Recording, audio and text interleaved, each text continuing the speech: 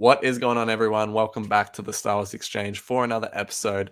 Today, we're talking about Andor. It's a little delayed. We had Tales going on. It's been a big week, all that sort of stuff. But we're always going to talk about Andor. We're always going to talk about it. Every week, we're going to come back. But once again, for those that watch the Tales of the Jedi episode, we don't have Mike sitting next to me this way. Sorry. It is, of course, our awesome friend Parks. How are you doing today, man? Doing slightly worse than the last episode we just. No, I'm just kidding. I'm fine. I'm doing just as good. Yeah, we just had that big crazy discussion on Tales. Check that out. It was fun. I'm more Star Wars. Bring it on. Yeah, let's go. Star Wars. But yeah, episode of eight of Andor. It's crazy. Episode 8, only 4 to go. This thing is just flying by. But It is. Yeah. yeah, what a crazy episode. We're gonna talk Yeah. about it. But so I guess let's just get into it. I'm just rambling at this point. Parks, what were your overall thoughts on Andor episode 8? A lot going on. This was actually the longest episode yet. Yeah. Yeah. This episode was fascinating and terrifying in kind of like a real way. Like, I think, if a lot of this series has sort of been, let's say the first 6 were sort of building up that, you know, the momentum for the rebellion to actually, make some sort of move against the Empire. And then last week was sort of the aftermath and the potential blowback. This episode is like the devil's advocate to the rebellion. It's like this rebellion, could take on the Empire, but let's take a look at all the ways the Empire sort of preemptively operates to counter something like the rebellion from happening. Yeah. This was a bleak, hopeless episode, and it was like, I mean, someone commits suicide at one point. Oh my Um, goodness. there, Forgot there's about that. just, it was just, oh, it was like you're watching these people in this prison basically be dehumanized. Um, yeah, it was just a lot, and I love how. I mean, I would presume this is something they've tried to do with each episode where they're trying to find some sort of through line for all the characters and arcs. But I love how in this episode there's that feeling that uh like while Cassian's in prison, some of these other characters are in a different kind of prison. Or, they're in the opposite situation, but it's not as advantageous. As we're seeing Cassian in prison, we're cutting to Mon Mothma, and she's, you know, drinking it up with the Coruscant senators and putting on a smile for all of them. And I was like, man, like it just left me going like, dude, the Empire is scary and twisted. And Uh-huh. it's the kind of threat you need to make this fight against them that much more compelling when it all comes together. Yeah, I was like riveted throughout this. It was scary. Yeah. Man, I'm with you. I think this is. I mean, I think I say this every week, but this is one of my favorite episodes. Once again, you're Yeah, when you said this episode was bleak, I was like, I could not find a better word to describe it. At least the Andor stuff, it like was. Yeah. that. We spoke in Tales about how grim the whole Yaddle episode was, but this was grim. Like as you said, there was a suicide.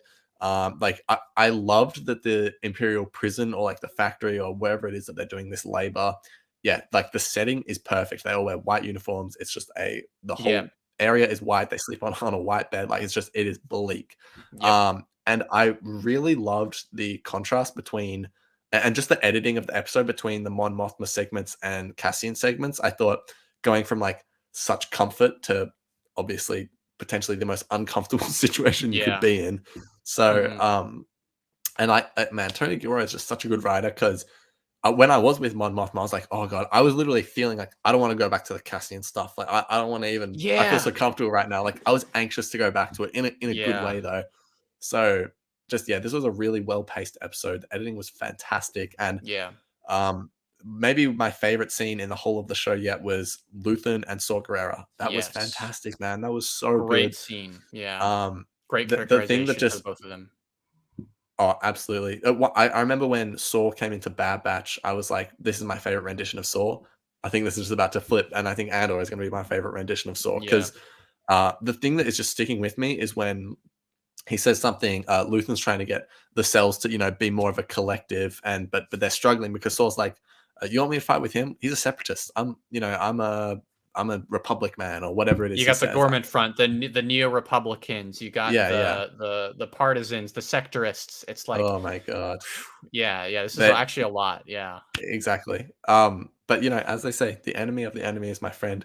Come on, rebels. We know they're going to eventually, but come together. Yeah. And the whole episode was fantastic. The Saw scene was a massive standout. I have nothing but good things to say about this. I'm just scrolling through the episode, seeing what there Yeah. is. Oh, the Dedra stuff was fantastic. Mhm. Love seeing Vel again. We actually solved that her Yeah. name is Vel, guys. It's not Val, it's Vel. So Vel. 8 weeks Yeah. in, or well, 6 weeks in, whatever it is, we figured out the character's name. So that's awesome. All right, what if I Uh, told you I lied to you before recording this and her name actually was Val? oh man, It's yeah, not. I'd never It's forgive Val. you. Yeah. But yeah, man, everything about this episode fantastic. Let's just break it all down. Let's go through all the storylines. Let's start with Andor. Let's get it out of the way because it's just so grim. But no, it was Yeah. it was fantastic. What do you think of just the whole journey from where he starts, in the court? He gets Yeah. pushed off into Imperial prison, and they tell him that he's labor fit. He goes through the whole process of getting in there. We find out that it is just horrible conditions. Like he's, eating crap, drinking. I mean, the water's probably fine, I guess, but sleeping in terrible conditions. If he leaves his room, he's pretty much just killed. If he steps out of bounds, just the slightest bit, like the invisible out of bounds is what I mean. The electric shock, all that sort of stuff. It's just horrible, horrible stuff. Yeah. And then by the time we get to the end of the episode, there's not much resolution really to No, the he's issue. stuck. He's just in there. Yeah, Yeah. he really is stuck. Random point, Andy Serkis coming back to Star Wars. I didn't even know if that was a thing, but I was like, wow, that was cool, and I thought he was really good in this episode. I'm bringing back my Snoke theory just for this. No, I'm just kidding. Oh my god, I love that. No one has said that to me at least. That is a good joke. Yeah. But anyway, what did you make of this whole Andor storyline? This episode. Yeah. Well, right out the gate, one little like Star Wars sort of lore detail I really enjoyed. I've mentioned before on this podcast, like I'm an Old Republic fan. There is a planet you can go to in Old Republic that you go to on the main story called Belsavis, and the whole planet is a prison planet, and it holds like horrors beyond your imagination in the depths of the planet. It's so cool. I love at the beginning of the episode as they're sending the prisoners to different places. Like the troopers mentioned Balsavis, and I'm like, oh, that's cool. So Balsavis is still a prison planet. That's kind of neat. But yeah, boy, I mean, I mentioned the word dehumanizing earlier. I mean, the fact that they can't even wear their shoes. That the whole Thor is electrocuted. That he says this is only level 1 of 3. Andy Serkis is down there. He's sort of running everything, but he's also one of the prisoners, and he's like, listen, my sentence is almost up. If you F this up, like I can't say it, but I will have your throat, and that all the different tables are competing with each other, and then the different levels are competing with each other. And that the one that does the worst gets punished. They have a sprint segment where they have to work as hard as possible, and you can see all the characters there being like, like when that happens, 12-hour shift, like every new detail is more and more hopeless. Like, and even that scene just after cruelty. The fact, and even the scene after the fact where I love it. It's probably my favorite shot in this episode. The camera's slowly panning by all the prisoners, and they're all like, whatever. And there's Cassian, like, looking absolutely traumatized, and it keeps going past him. And I like as well that, right after that, he's noticing the guy behind him giving, I guess, some sort of sign language communication to someone across the way, which my thought watching that was, oh, there's some people are thinking of a way to maybe break out of here or communicate or something. But then right after that, the camera pans all the way down and you see all the other prisoners in the levels. And the feeling I got then was, like, he's stuck here. Like, and that's just great, storytelling with a camera. The prison sentence and how they're all gathering around. And I love how they're sort of, pounding in even more this, like, sort of Cassian's decision about not, sort of going along with the rebellion even further because they're asking him about it. And this guy's in the prison and they're asking him like, "Do you know anything about Aldhani? Do you know anything about the this new imperial law?" And Oh, he's like, what about that scene? Yeah, that's "Yeah." fantastic. And he's like, "No, I don't." And it's like, Yeah, dude, like, man, if only he stayed with them, like things would yeah. be way different. I Um, What I just love is how the whole Aldani thing, it felt really just like small scale. It was like, oh, Luthen's just dropping him off for a mission. They're gonna steal some credits, but it's yeah, like this just had galaxy changing consequences to the absolutely. point where people in an imperial prison are like, oh my god, did you hear what happened to Aldani? And he's just sitting there like, like No, I don't know yeah, what you're talking about, man. yeah, Like, yeah. yeah, Yeah, and again, like it really gives credence to that idea of Luthen saying like in last episode, like people are going to suffer before it yeah, gets better.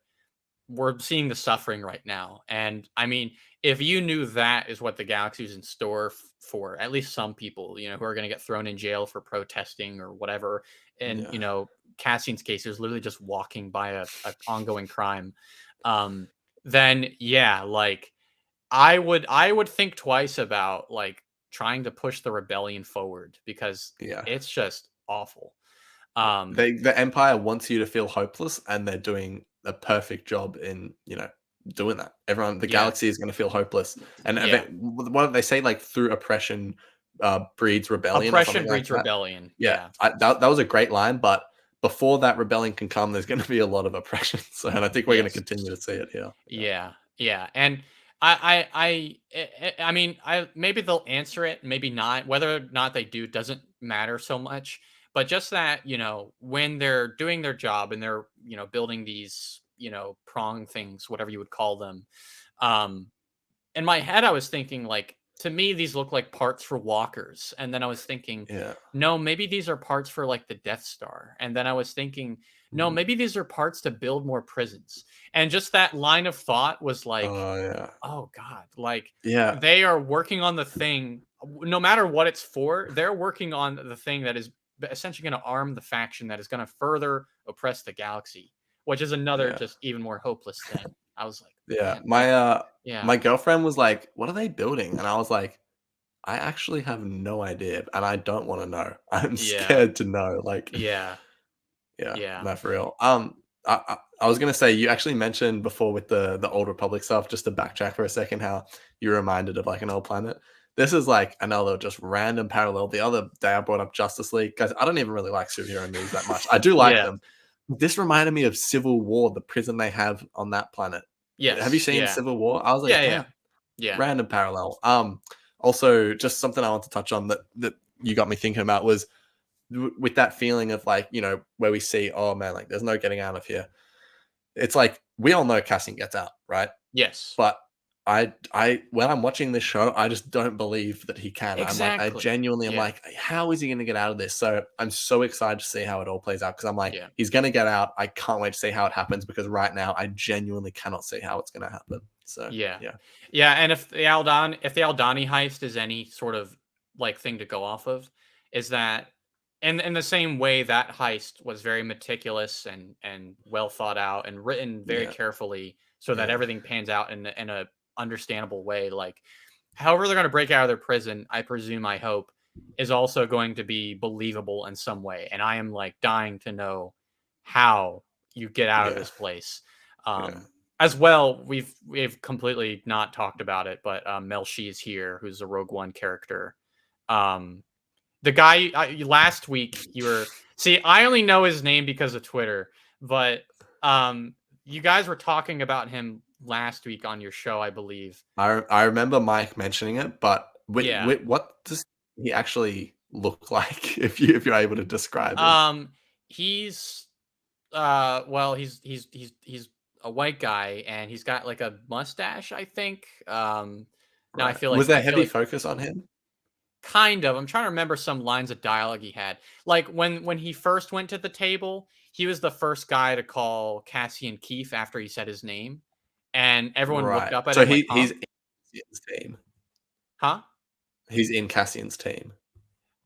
Yes, I believe Yeah. so. Right. Okay. Okay. So, in other words, yeah. So, and he's if you look him up, like, and just type in like Melshi Rogue One, like he's Yeah, right. he's in the movie.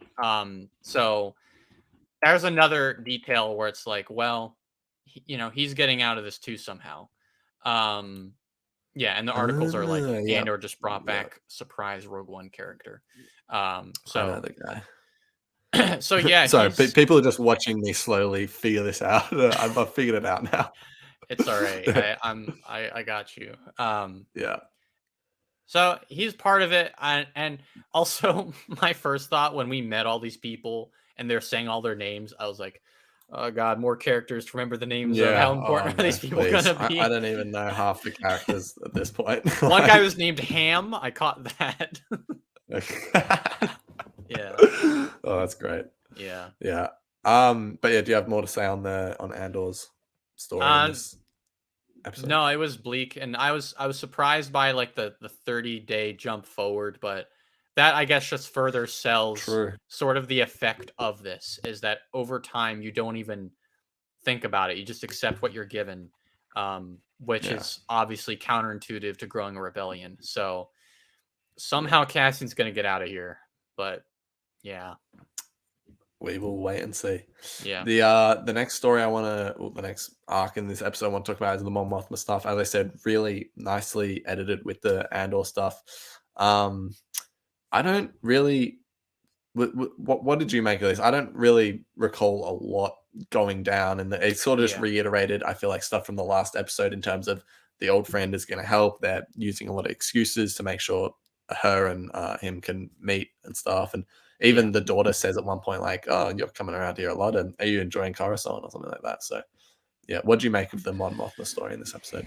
I think what you're supposed to take away from those scenes is informed a lot by like the cuts between the Cassian stuff and then this because Yeah, um to me this was adding more to like that feeling of hopelessness but in a more subtle way because now you're looking at sort of how the empire incarcerates people and how they keep people in their place in this prison, disarming them of hope or whatever. With Mon Mothma, you're looking at the side of the galaxy. Like these are the lawmakers. These are the people representing planets that might be able to stand up against the Empire. Um, and I mean, there's some great like storytelling in there, or some great sort of tidbits about Perrin in there, which is a character that on first impression, I was like, I don't need to know anything more about this guy, but as with pretty much every character in the show, like there's more to be revealed about them. That he was once a yeah. firebrand at the academy is one thing she said, and they mentioned we've known this I think from some sort of interviews Gilroy said, but he mentions the sort of arranged marriage thing they had when they were very young, like 15 or Oh 16. yeah, I forgot about that. Yeah. So that's an important detail. And yeah, just talking to all the senators, like there's so much like tradition and there's so much sort of pleasantries to the way all the senators talk about stuff and they laugh certain things off and go, oh, look at that view. And Mon Mothma is trying to like actually get to the bottom of like some serious issues here. Like she's Yeah. trying to get votes to oppose some emperor overreach, but no one is really interested in that. They keep segueing it into, Yeah. oh, I've had too much to drink, or oh, I didn't think you were a fan of that drink, Yeah. and Oh, and yeah, I really like one of the characters saying, "Well, if the emperor just wants to protect us at the end of the day, or something like that." And I was like, "That's it's a very interesting point of view," and it yeah. made me think about a lot of a lot of real world sort of parallels with that one. But I was I like, was gonna yeah, say, like, yeah. Americans might recall the Patriot Act, which was passed after 9/11 happened here in America, and that has been for my country's a real world sort of law that has been sort of the subject of much debate and ire over time. And you do get those same arguments where it's like, you know, all this surveillance is good; they're just protecting us. But then you have just as mm, many people skeptical of that surveillance. Um, yeah, so yeah, I mean, this show is you know has had a lot of like real world parallels, of course, but I thought that was like a really interesting one. And yeah, one last thing was like, and I guess we might learn more about this next week. How Mon Mothma was asking where Tay went. And Perrin's like, oh, he left early, he has like an early thing in the morning or Yeah. whatever. And as she's walking away, he's like looking at her, I don't know, in a weird, suspicious way. And I was like, Yeah. No, I got that he vibe. didn't he didn't like tell him to leave, did he? Like, or did something worse potentially? I Like, was thinking more just like he was, at least my understanding was like he was looking at her like suspiciously, like, what is going on with you yeah, and this why do you guy? care so Like, much about that's true, yeah. yeah. Yeah. Because in the last episode it was like, oh, we're just childhood friends catching up, and he's like, yeah, sure, whatever. And this one is like, why is he sticking around? Why does he keep coming? Why, like, how much more do you guys have to catch up on? You know, like, I don't know if it's like he's concerned for his relationship or if he's genuinely like, what are you Yeah. up to, kind of with Mon That Mothman. But along with Lita sort of pointing out, like, he's been around here often, yeah, and we sort of know from like that first scene where we meet Lita, like she's kind of got a bit of a grudge with her mother. yeah, So I can see this guy getting ratted out somewhere. Um, yeah, I don't know. Again, I'm like scared. I'm like, man, I don't want anything bad. I just want the rebels to succeed. I want Mon Mothma to get the money, and I want her to send it over and nothing to go wrong. But that's not how this works. that is not how the show is going. Yeah. So Yeah. yeah. Another interesting storyline was the Dedra and Cyril Karn one. Those stories are starting to submerge a bit. I think Hmm. I honestly should have definitely looked at this before, but there wasn't much conclusion to it by the end. Oh, well, the conclusion was she's like, okay, great, I get it, you're interested, but go away. I've got this covered type Yeah. deal. He kept pushing and pushing and pushing and pushing, and she was like, she part of her was like, I like that he's like this, but also don't try and take my job Yeah, away like from I me. think Like, I can yeah, agree with where he's coming from. Like that yeah, appeals to a part of me that yeah, I don't see a lot in this workplace. I don't see as many people being as aggressive about the authority as I do. And this guy yeah. gets that, but he's not any use to me. Yeah, exactly. So I liked that, and then also just seeing Wolfie Lion again. All the stuff with the ISB is great, but yeah, I would. Dedra is just she. I remember in one of the earlier podcasts, I was saying like I was like, I think she's good. Like I was like, I want to root for her. Like I'm going for her in the sense of when they're all sitting around at that table. I'm like, she's one who I'm like, yeah, like I don't want to go for you because I understand that if you get what you want, you're gonna find the rebels. But at the same time, it's like I don't know. But now I was like, damn, Dedra, you're just evil. Honestly, like that's kind of the vibe I Yeah, got. she became very menacing very quickly. Yeah, I mean, she was ambitious before, and I mean that scene in the previous episode where she's arguing with Blevin, like it is written and shot in a way where you're like, yes, she got him. But like yeah, that's a bad thing because Blevin's yeah, the ISB guy who's not doing his job as well as he should be, which helps yeah, are the characters we actually care about. mm, Dedra is like, all about bringing these people to justice. And like yeah, what she said, she's going to put surveillance and Ferrix, and we see that by the end. And yeah, yeah, the Cyril stuff is interesting because like when they the first cut to him is like right after Cassian's getting sent to prison, and like again the thought that ran through my mind when they cut to that, and I guess it was sort of implied by the end of the last episode too. I was like, man, this place is prison in another sense too. Like yeah, he's at the Bureau of Standards, which just has to be about the most boring sounding yeah. like workplace you could ever be trapped in. Mm. Um, and It's again, it's just as bleak, it's just like yeah, you look through that room and you're like, "Oh, there's like it's just nothingness almost." Like, exactly, yeah. yeah. And then he's put in that chair and he's interrogated, and I like that despite she was adamant about him reading the report, that he literally had like nothing to contribute. He was like, gray green cloak potentially. Yeah. And I don't know what the actor's name is, but I love his delivery. You just did a really good, yeah, impersonation of it. yeah. He takes like a second to think, and he's Yeah. like, well, yeah, Yeah, his tone as well is, like, kinda hilarious. yeah, fun guy. Yeah. Cyril Karn manages to be one of my favorite characters on this show. Like, Yeah. I never know. Like, this is definitely not the last he's run into Dedra. Mm, I feel like he's gonna get, and they reveal he's like submitting all those reports, false reports, different conflicting reports about Cassian.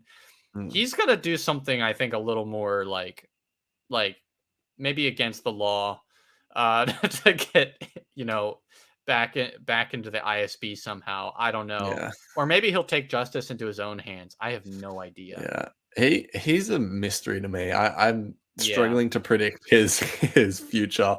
I think I'm so curious to see if he's gonna end up like in a position at the ISB or he's just gonna be like pushed away Yeah. somehow. Like and man, I really have no idea what they're gonna do with him. That It that's a good thing. It's in a good way. Oh yeah. I mean, Yeah. it's interesting cuz like last week there was that whole exchange with his mom where he's like it's a brown suit like, it's and she's saying everything about you says something and I to me it feels like there is like a bit of like there's a bit of a rebel in him in a way, Yeah. but it's like for the wrong cause, Mm. it's really don't know what to expect. Um, in the end I want everyone to be good. But he's right in that middle a little bit where He's in a gray area.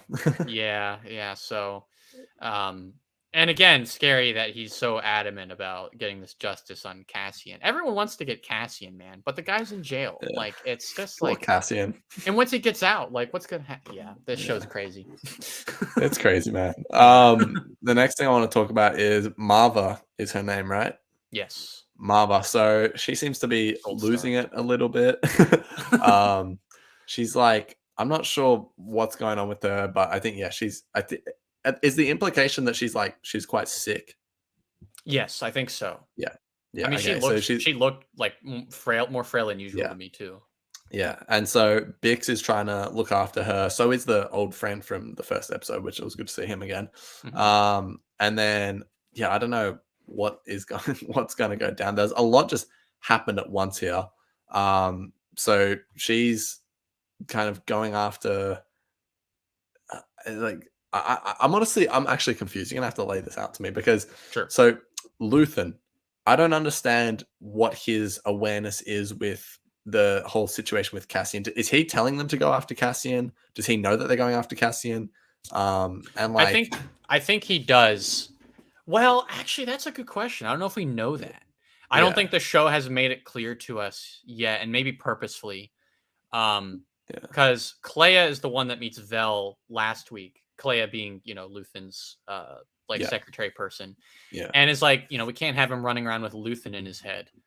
I didn't consider that. You make me think now that maybe, but he does say like when Bix is sort of radioing Clea and Luthen on Coruscant, he does say Vel is there. Maybe she should check up on Marva because they're asking about, we need help. We need Cassian or whatever. yeah, Then I'm like, well, he knows Vel is there, but if Vel was there to kill Cassian, his instinct wouldn't be let's have Vel help. So yeah, I'm thinking there's like a bit of a fracture here in how Luthen's doing things and how Clea is doing things, yeah. which is very interesting. Yeah, this whole part of the episode had me interested, but I won't lie, a little bit confused just because. So, Yeah, okay, so Cassian's secretary, not Cassian, Luthen's Luthen. secretary, is that the same? Is that the hooded figure from Yes, last week? yes, Okay, that makes a lot more sense now. I did not yeah. put that together. Mhm.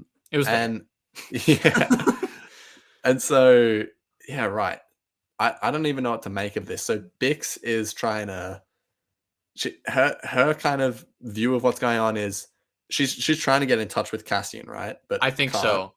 And Yeah. then she's looking after Marva. Does she get caught? She runs away at the end of the episode, right? She doesn't Yeah, get so caught. that's a separate thing. So at the start of the episode, like it's focusing on Marva. Yeah, I think Bix said like she found her sort of passed out in the street because she's trying to open, I think, a sewer tunnel because it was gonna allow the rebellion to get into the hotel. So yeah, yeah, yeah, so Marva's having delusions of rebellion basically, yeah, which again just shows how adamant she is about fighting them. But at yeah, that point, her and Brasso are like, yeah, we need Cassian, Brasso, the big guy, and yeah, so that's why she reaches out to Luthen because that's the last she saw of Cassian was with Luthen. And then what we see after that is like, basically Dedra and her forces have arrived in Ferrix. And I think they took one of the merchant's fathers. I believe it was Pack was his name. And then they identified Bix. And I can only presume the reason they identified both of them was because they were witnesses or people that the police maybe suspended on the day they're trying to apprehend Cassian. So they're trying to get information about Cassian from them, I suppose. Because as the ISB meeting earlier in the episode indicates, they lead to Axis, which of course we know is Luthen. Yeah. So yeah, the Empire's hammering down on Ferrix pretty much. Wow. What Yeah. going on? And again, Well, another hopeless situation because yeah. like it's as simple as, Cassian's mom is not doing well and they want Cassian to come and help her. Yeah. But they're cutting off comms because, the rebellion's going loud now, as Clea says, and they can't take the risk. And Luthen even says, like, what was I thinking? Which, again, I think that further just suggests the sort of that Clea is doing something separate from Luthen that you sort of maybe thought about earlier. So it ultimately is a wise decision because there is gonna be surveillance in Ferrix now, as Dedra said earlier in the episode. So, if Bix gets caught, like it's over. Like they have a direct line to Luthen. So yeah. Yeah, It's it's a lot. It's a lot. There's so much going on, but Yeah. before we finish, Sorry. I mentioned at the start, but no. This is great. Yeah. I mentioned at the start the Saw Gerrera scene. That kind of ties into what we're talking about in the sense of like the rebels are they're not a unit right now. They're so far from a unit. There's so many separated cells and interests and all that sort of thing. And they're struggling to come together, as we saw in the Saw Gerrera scene. What did you make of the whole scene with Luthen and Saw? I mean, I'm with you. That was like one of my favorite scenes of the episode too, from what you said earlier. Yeah, again, like just underpinning like a really crucial question here, I think, like that devil's advocate of being like, okay, you've got the oppression. You've got the oppression. You put a stick in the eye of the Empire, as Luthen has wanted to do. Now, when does the rebellion come in? And Luthen is we don't have a complete impression of his character yet because he does operate so secretly. Early on, you might have thought he was more on like the Saw Gerrera side of things, especially after last week because of how he talks to Mon Mothma. But now that he's talked to Saw Gerrera, the truth is really not that absolute. It's that he wants to. Saw's whole thing we see here, is like, the only fight that matters is like this direct head-on fight against the Empire. Essentially, like Saw's a terrorist. Like this is the type of fighting he does. But Luthen's thing is like, we're not going to do this unless we all work together. Which that's an idea you see as well in Star Wars Rebels. Like that idea of everyone coming together to face down the Empire.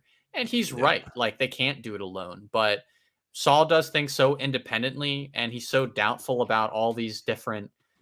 I would liken it to say today, like you look at say in the political spectrum of beliefs. On the left side of things, you might have a variety of different viewpoints that lean left, but they all sort of, are very strong believers in very different things. Yeah. And the idea of them all working together might make some people, puke because they're like, well, what's it like? Are we all fighting for the same thing? Yeah. And so I like that was reflected there and what he was saying about the different, like, the New Republicans, the partisan sectorists. And I like Luthen's reply to that because it's very illuminating about who he is, where he says he's a coward and that he thinks, almost foolishly, there is a way to bring everyone together. But Saul does not want to give him that. So I'm very curious to see what more they're going to do with him in this show after that exchange, because it almost feels like a one-off, like, yeah, you do your thing, Luthen, whatever hopeless thing it is, and I'll do my thing. I'm Saw Gerrera. It very interesting. Yeah, no, definitely. I loved as well the the chemistry between the two characters. I thought that Hmm. was really interesting. Like the way, like man, I really, I'm gonna be honest, I didn't like Forrest Whitaker's portrayal of Saw in Rogue One really at all, but I loved it here. Yeah, The way yeah, he was he great. like giggled, he's like, like, what do you know, Luthen, or something like that. I was just like, Hmm. wow, this is this is awesome. But Yeah, yeah, but no, I agree with everything you said. And also you pointed out as well Rebels, which reminded me. I was thinking a lot after this episode about how previously people were saying, "Oh, at the same time this is going on, Zeb and Ezra are going off stealing fruit or whatever it is," and I was kind of like, it is really interesting to think about how the story of Rebels and Andor is going on at the same time. And for a second there, I was kind of like, it kind of puts Rebels in a little goofy area of the corner of the galaxy.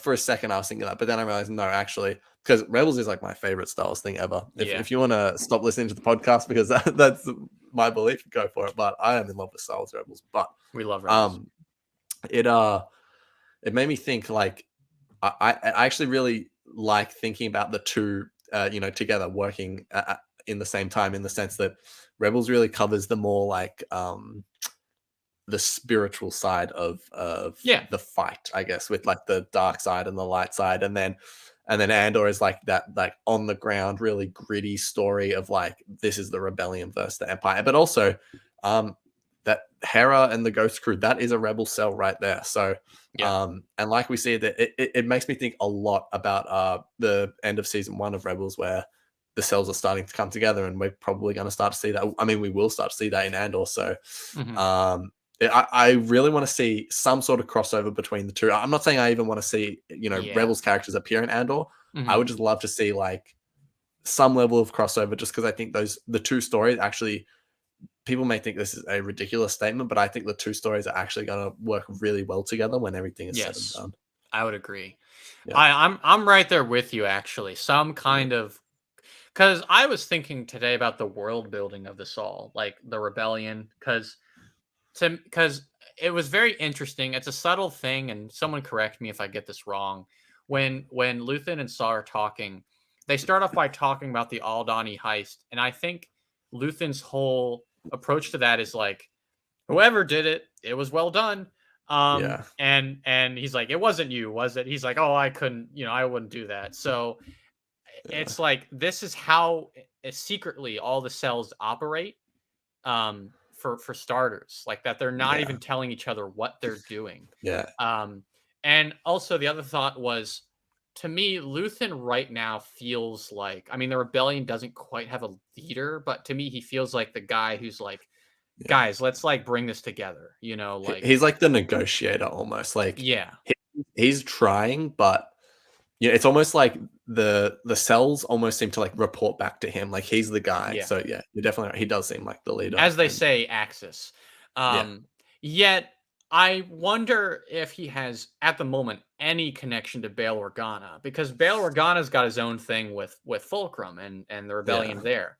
So, or the the Spectre cell there. So that's where I feel like the crossover would be useful, is understanding yeah, when does this rebel network converge with that rebel network, yeah, and my only thought is, well, somewhere along the way, because Mon Mothma has a connection to Luthen, somewhere along the way Mon Mothma, reconnects with Bail, yeah, and exactly. I that's think that'll how, happen in the show.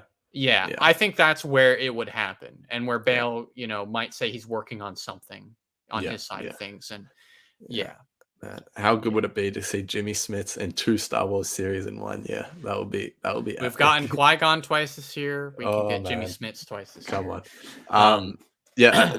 Also, you pointing out them. I think Luthen immediately goes up to him and he's like, "Was Aldani you?" And Saw's like, "No, but that's what I would say if it was me," or something. Like yeah, yeah, I love that they're not open and honest with each other. Like they're really just not. yeah. So yeah, but that's Andor episode 8. Before we wrap up, any summarizing thoughts? Give us your overall rating of the episode. Um, yeah, I mean, as we said in the beginning, bleak. I mean, at this point, the show's like, I'm really invested. I really appreciated the early weeks of the show a lot, because Mm, there was so much purpose to all the dialogue, and there was so much like real world connections you can make. And I love analyzing stuff like that. And so, you know, I was getting a lot out of those early episodes, despite, the ball not really being quite not rolling super fast yet. But now we're at that point where we are getting that purposeful dialogue with those connections, but also we are getting the ball really, rolling. Like the stories are starting to collide. You're getting, these you have the situation with Cassian where he's in jail under another name for potentially a very long time. We know he's going to get out of it, but how is a Yeah. big question. And meanwhile, we have the ISB. Dedra's looking for Cassian because it'll lead to Luthen, and then you have Vel under the command of Clea alone, potentially looking for Luthen, or not Luthen, sorry, Cassian, to kill him. And Yeah. and all the while, like, Luthen's talking to Saul, and he's like, "Let's bring everybody together." And Saul's like, you got to be joking. Like, that's not going to Yeah. happen. And it's like, man, like, we know this rebellion thing is going to work out, but the fact that with this episode, they're able to make me feel the hopelessness of that, like, not just Yeah. understand, but feel it, Yeah. is really powerful. So I'm strapped in, I'm invested. Um, I mean, for me, like, there's not really anything in the show that I can ever think of like critiquing too heavily. So it might be it's a 9 out of 10 or a 10 out of 10 for me. It was just Yeah. it's another solid episode of Andor. Yeah. Yeah. I'm pretty much right there with you. I think yeah, you just said it then, but I think the thing that stuck out to me most about this episode was, yeah, we know the rebellion's gonna work out, but I at this point I understand and I really feel like it's not gonna work out. Like Hmm. I genuinely feel like it's it's not gonna work out, but obviously it will. So yeah, it's a 9 out of 10 for me for sure. Andor it just continues to just be Yeah, so good every week. 4 more weeks of this, man. What an absolute delight. What random thing, but really wish they didn't release this on the same day of Tales of the Jedi. I If they have to agree. do it during the same time frame, it's fine. Release Tales Yeah. on Friday, release Andor on Wednesday. But Yes. me and Mike talk about that stuff ad nauseum during the regular podcast season. But Yeah. um, Lucasfilm. yeah, pretty much. Yeah. The only reason I say that is because my enjoyment was slightly altered from Andor just because I watched 6 episodes of Tales and I didn't get to watch Andor until later. So It was a it is what it lot is. of But Star Wars yesterday. I was like, yeah, I need to like sit down. Like, this is a lot. yeah, Or yeah, I need to stand up rather. I've been sitting watching this all yeah, day. yeah. I need fresh air. I need to go out and touch the grass, as Mike would As say. Mike would say, yeah. Yeah, Yeah. but yeah, Parks. 2 episodes in a row. Thank you so much for sitting down with me You're very today and welcome. And I talking all apologize this to Star Wars everyone stuff. for the mic absence. This won't be a No, recurring no, thing. no. I'm just on standby for when it happens. So just prepare for What that in the what future. an awesome co-host to have on standby for real. We love having you on. But I said it yesterday in the Tales episode. Make sure you go check out ArTorr. He's got if you love live action Star Wars TV, he's got a great video on the Mandalorian out. If you're into the animation, he covers all of that. Fallen Order as well.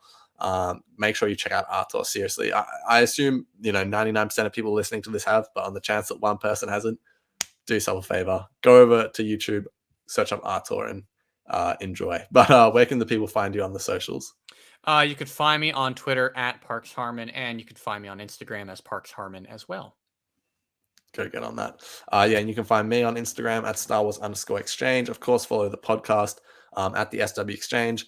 Like the video, subscribe, give us a 5-star rating on all the Spotify, Apple podcasts. Really goes a long way. Really appreciate everyone who does that. But yeah, thanks very much for watching. As always, may the force be with you. See you next week. Adios, everybody.